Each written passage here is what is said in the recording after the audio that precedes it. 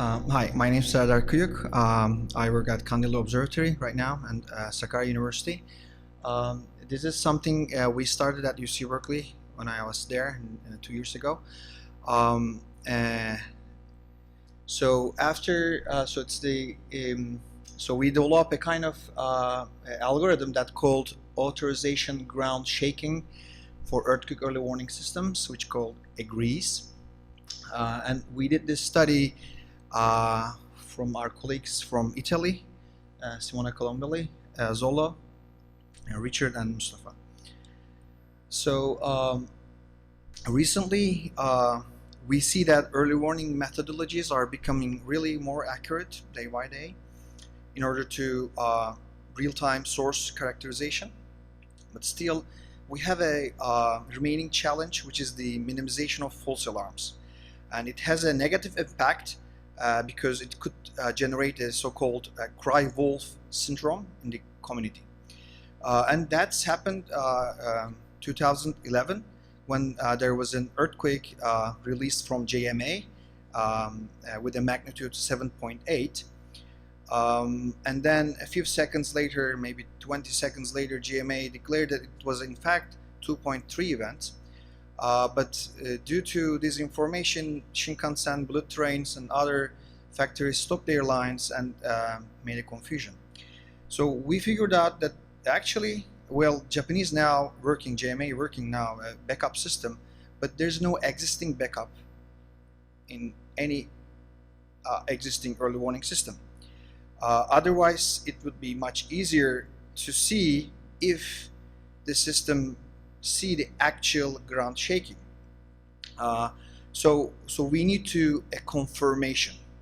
And also some engineering companies that we talk are really looking for more greater uncertainty, even losing lead time. So current algorithms are using really sophisticated false alarms filtering. Most of them, the most used one is apparent velocity. We also use to increase the number of stations in order to get rid of false alarms. We use also some increase the ground shaking thresholds. With those existing early warning filtering, definitely false alarm reduced, but we need alternative approaches to increase further. So that's we offer agrees. It's a network-based threshold early warning system. So it's not based on one single station, it's a network, but also it's a peak ground acceleration based system.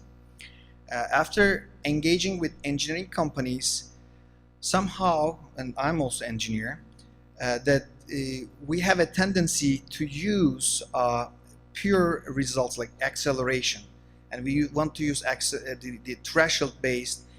We will use, and they will like to use, early warning systems information, but like the Shinkansen that Kanamori showed, that the Shinkansen, the Miyagioki companies are also like to use the on-site based early warning system, which depend on the threshold.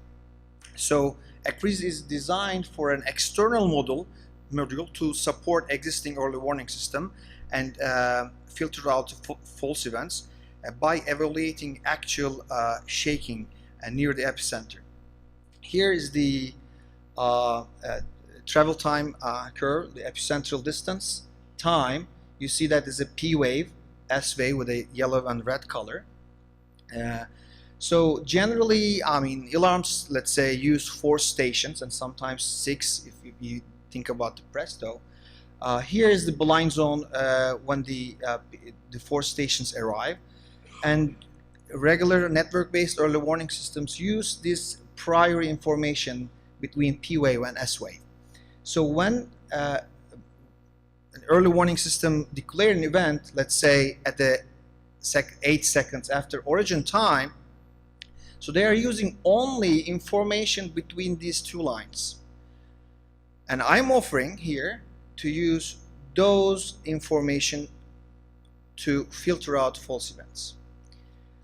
This include S waves and also peak ground acceleration. And this gray line is the arrival of peak ground acceleration for most of Japanese and California earthquakes. So EGRIS uses this information in order to confirm network-based early warning system which depend on this information. And the concept is very basic. It has to be. Engineers want that way. There are three radial circles around the epicenter. So we have the magnitude and epicentral information from an early warning system, and then EGRIS make three circles, which each circle has 3 station, 5 station, and 7 station around the epicenter, and then it flags all the stations according to color or the intent acceleration, and they give intensity to those stations. So let's say these 3 stations has like intensity 7, 6, and 5, and the average gets the intensity 6. So each circle has, with time, the peak ground acceleration and average it, and then converts it to intensity by this volt table. And then once the epicentral intensity is defined, it compares with the existing early warning system magnitude, and then check if the intensities are matched or not. So let me show you the results. So our prospective result analysis made in Italy, Aldo Zollo, we used 2 earthquakes, 2009 L'Aquila, 2011-12 Emilia earthquakes, and they showed really nice results.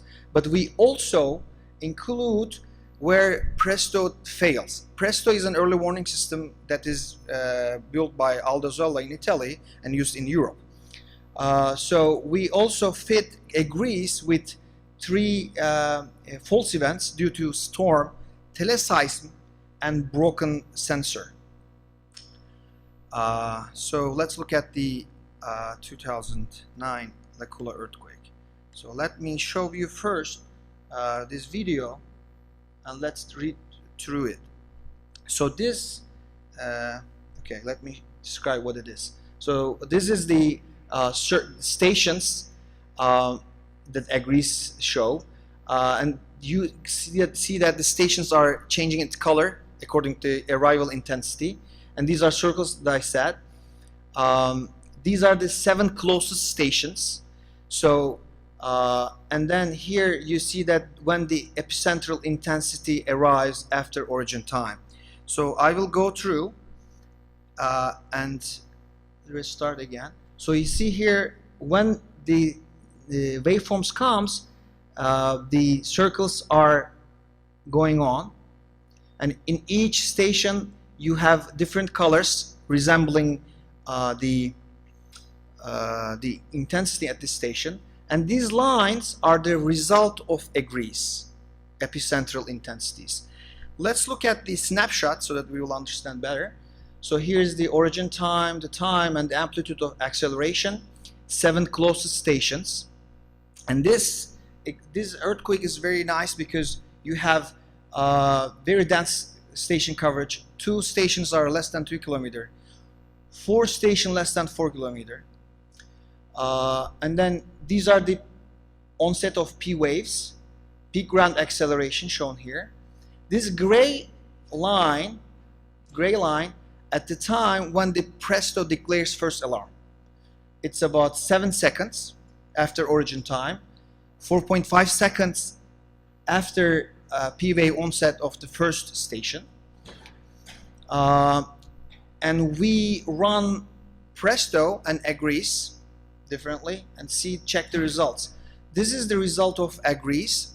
You see the circles here, that the epicenter is orange, which corresponds to intensity 8, and then intensity 7, and then the outer circle is intensity 6. And we skipped the neglect the telemetry latency in order to understand the response of the system overall. And in this case, Presto's intensity, epicentral intensity, was intensity 8, and Agree's intensity was also 8. So let's look at the second earthquake. See, here I have another video.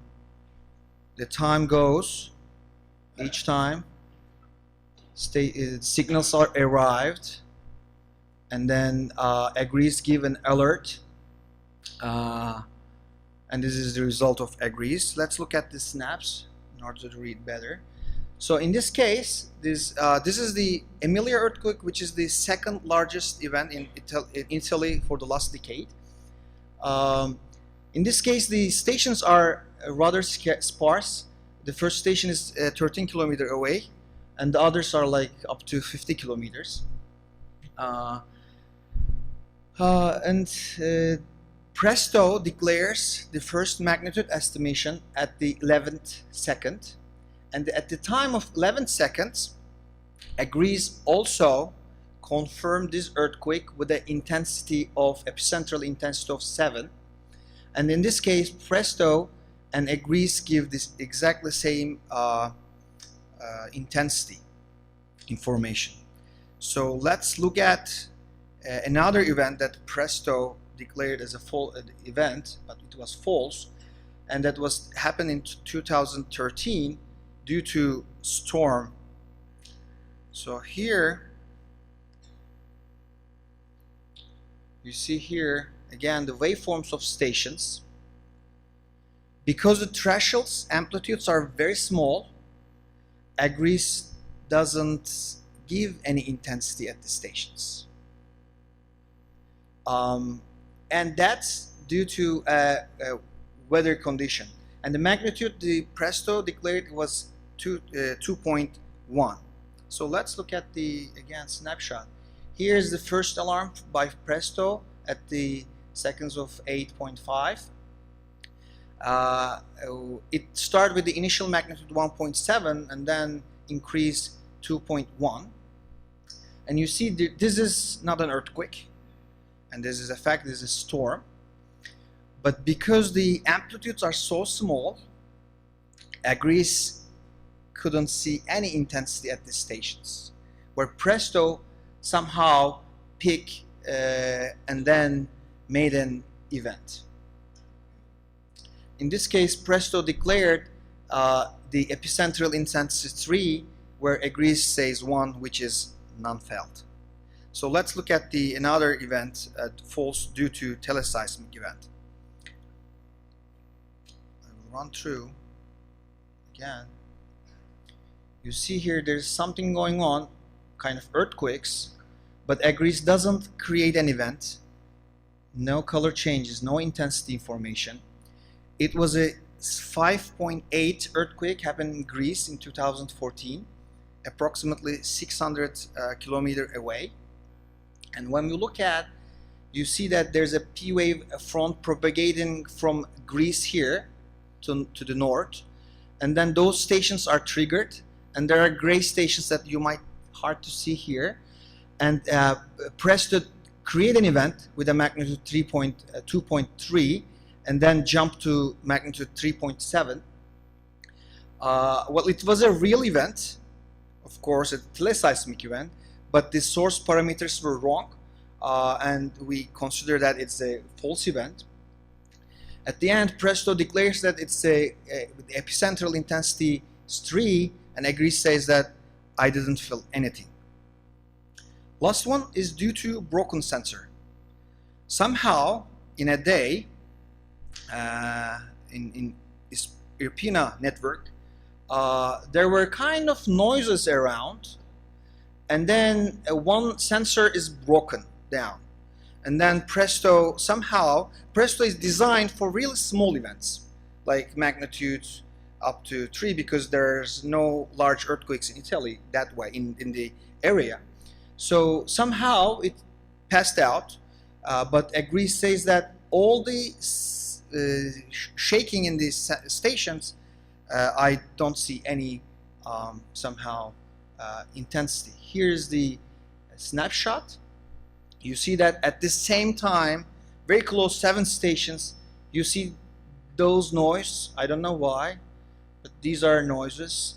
And then this is the broken sensor, BCC3, and then Presto declares a magnitude 1.6, and then at the end Presto increased the magnitude and reached 6.1. That was a huge mistake. They're trying to understand why it's happening, but just not because of the I don't know, the broken sensor, but that was a false event. And then Presto at the time of declaration intensity 1, but it increased to like 7s. Agrees says I didn't feel anything.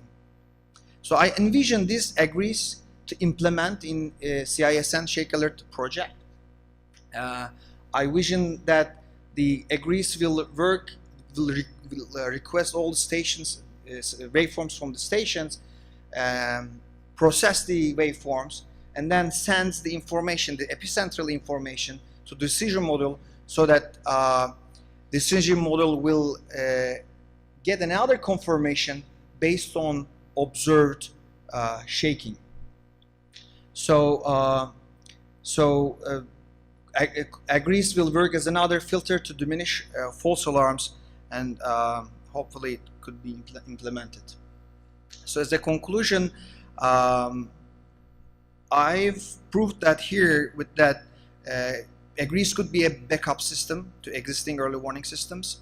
And I actually also implement and analyze the California earthquakes, and almost in 5 seconds agrees confirms most of the earthquakes. And agrees is not an alternative replacement early warning system, but it's just a complementary filter which doesn't generate false alarm, because it's actually log the observation. So the last thing I would like to say is that some engineering companies use really looking for greater certainty, and that could be provided by agrees. Thank you.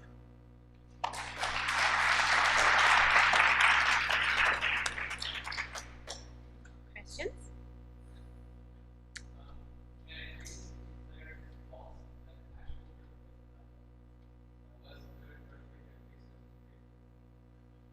Well, I am now analyzing all the previous records, and so far I didn't see. But when it comes to real time, it's getting really complex. Everything is really getting complex. So I need to write a C++ code and let it go, and then see what happens in real time and real life. But so far, I haven't seen.